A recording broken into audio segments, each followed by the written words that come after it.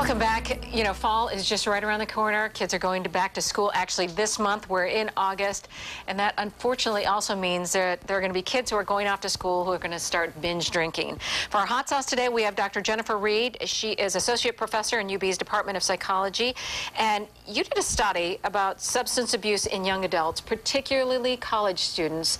Now, what are some of the common reasons why college students take part in binge drinking? College students drink in many ways because of the same reasons the rest of us do, which is because it's fun. And I think for many students it's also an expectation that you go off to college and you're going to drink and you're going to party. So many students are drinking for what's called celebratory reasons, you know, like having a good time, enhancing an evening, making a sporting event more fun, those kinds of things. Is there any correlation that you found between kids who grow up in a very strict environment, then get set free in college where they're just pretty much on their own, and binge drinking?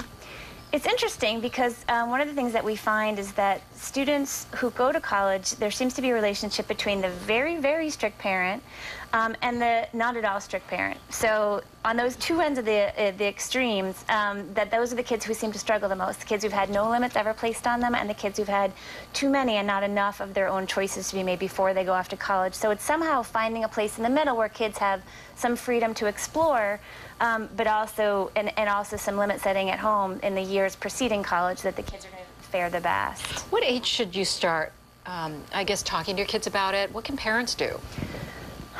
Parents have to find what they're most comfortable with, but it seems like starting early on, talking to kids, you know, even when they're young, about the good things and the bad things about drinking, because if you send a message that's just about, you know, alcohol is poison and it's going to kill you, and kids are going to find out that that's not necessarily true. So finding a way to talk with your kids honestly about the good things, but also some of the risks if you overindulge. Is there anything that would surprise us from your study?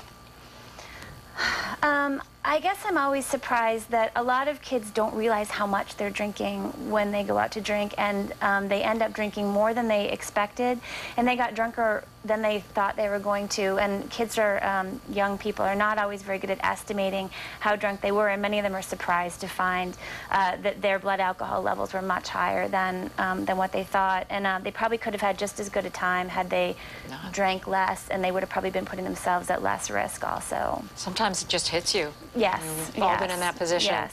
All right, Dr. Jennifer Reed, thank you very much for joining us. I'm sure we'll have you back, you know, talking about things throughout the school year. Thanks very much for having me. Thank you very much. And with